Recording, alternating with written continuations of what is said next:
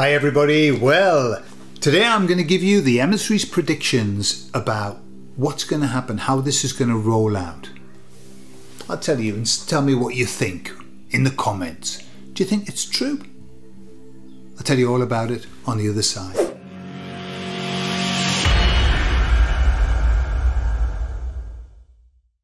So they were saying that the period that we're moving into is a period of revelation. And they said that you ain't seen nothing yet. You think you've seen revelation, you haven't seen the revelation that's coming. All will be revealed. And so they were saying what's going to happen is that for us as awakened souls, a lot of it's going to be confirmation. We're going to go, yeah, that's what I've been saying. Yeah, I was just saying that to a friend the other day. Yeah, there you are. And sometimes we're going to have a surprise and go, wow, holy moly, I didn't even know that. Yeah? That's going to be us. Then we're going to have the other group who are going to spend the next X amount of time like that. Shocked, horrified, and shitting themselves. In shock horror, basically. So I said to them, okay, so all these revelations are going to happen. Then what's going to happen? We know about this, you know, the truth will come out. What's going to happen after that? And what they said was that, well, what will happen after that will be the Great Divide. They were their words. They said the Great War and the Great Divide. And I said, just explain the war a bit. And they said, well, it's a war between good and evil. And the Great Divide will literally be that. You know, the sheep and the goats. That's what's going to happen. What they were saying was that there are many that will wake up and they will instantly be drawn toward the light. And there are some that no matter what is presented to them, they will still have preference to the dark. That's their decision. That's what they've decided to do. I was listening to an interesting, like a little mini video on stupidity, okay? And what was really ironic about the whole video was this. The guy was talking about the 5 laws of stupidity, okay? Really interesting. And they're out there if you wanted to look at them. And he explained what stupidity, it's not being stupid. What they were saying was stupidity has nothing to do with intellect. You can get a stupid person and you can get a stupid, intelligent person. I prefer to use the word stupefied rather than stupid because that explains it more. It's a state that they're in of being stupefied. But what he was talking about was, you know, people who are intrinsically stupefied aren't able to see any truth. They are willing to do very, very bad things. They are dangerous because of their ability to do bad things and their inability to see that they're wrong. Yeah. So that's, and I was listening going, yeah, absolutely. And then he said, and there are lots of stupid people on this world, and then he started to name them. Well, it was us. He was naming us. All of the deniers of everything. Yeah? And the the conspiranoids, or whatever we're called, conspiracy noids. It's in Spanish it's conspiranoico. Okay, that's what they say, so I've got the noid in my head. So he was talking about us, and all the time he was talking, before he mentioned us, I was thinking about them. Yeah, that's exactly what the emissaries are talking about. There's going to be a divide. Those people who choose to go toward what we would call the darkness, they are truly going to believe that we are off our fucking trolleys. And we are going to truly believe that they are off the fucking trolleys.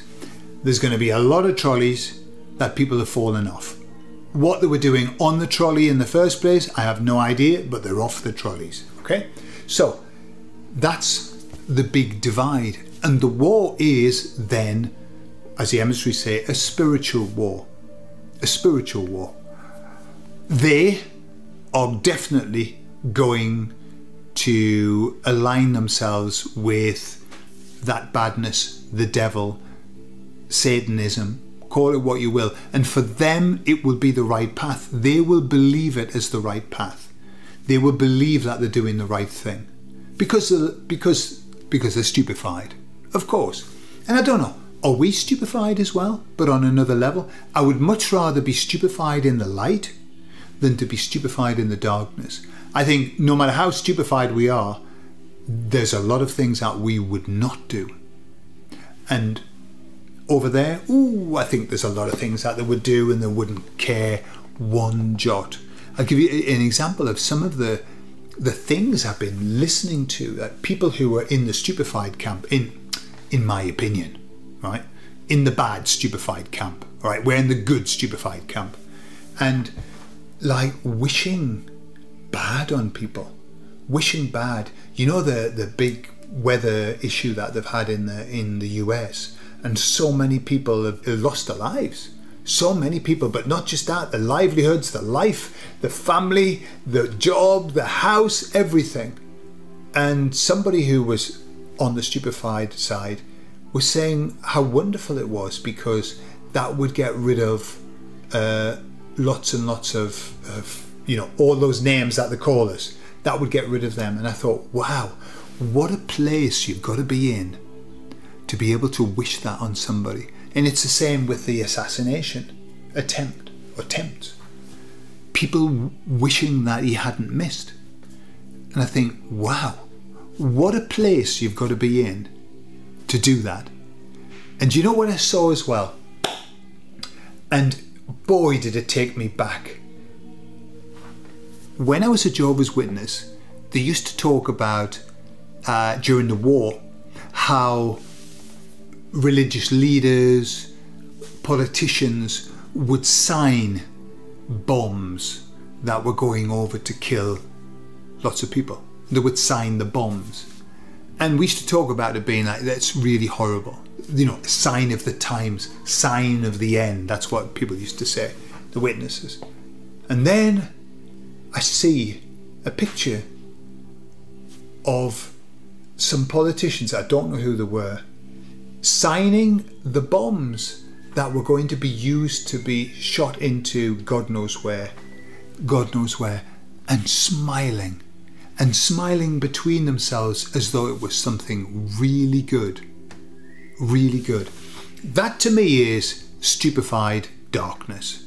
That is, you know that expression, that sentence that Jesus said, "Forgive them, Father, for they know not what they do." That's where I believe they've got to be there. They cannot know what they're doing, because if they knew what they were doing, they couldn't do it. Unless they are of that other echelon of baddies who know exactly what they're doing. But even so, if the premise is that we all come from one source and they are beings of light somewhere deep down, they don't know what they're doing. They can't. Because who would do that? Who would do that? And that's the problem that we have with people who won't wake up. Because they cannot believe, they can't conceive of such evilness. They can't believe that people would be willing to do that. And then there are some that don't give a shit, that are really happy that they're doing that. You know, I looked at that picture and I was horrified. And I bet you some people look at it and go, yeah, get in. That's it. Sock it to them. You know? So I suppose it just depends on which side of the stupefied fence you stand. I'm very happy to be on this side. I'm very happy to be stupefied and steeped in spirituality and love and light. And I'm sure you are too. So they said that there will be a divide expected to happen. And they said that these aren't their words, but for the baddies, we're going to be all the shites under the sun. Okay, it was kind of how it came out. I don't think that's what they said, but we're going to be the baddies. To them, we are the baddies. You know, that's the bizarre thing. To us, they're the baddies. and to them we are the baddies. And that's where it's was always going to be. This massive divide, this separation, you know. We're very good at division. We're very good at allowing people to divide us. We are stupid sometimes. Really, really. We allow ourselves, we give ourselves over to those kind of things. Our job going forward is to unite, is to be one, to be all of the same mind. How do we do that? Well, we just go for the highest of our goals of loving one another, helping one another, uniting. That's it. The details don't matter, because we're going to find out that lots of the details that we've had aren't right anyway. We have no idea. So that's all that we need to do. And that's as much as we need to do. The rest, well, we'll leave that to the higher beings who are not stupefied. So there you are. I love you all, and I'll speak to you all later. Bye-bye.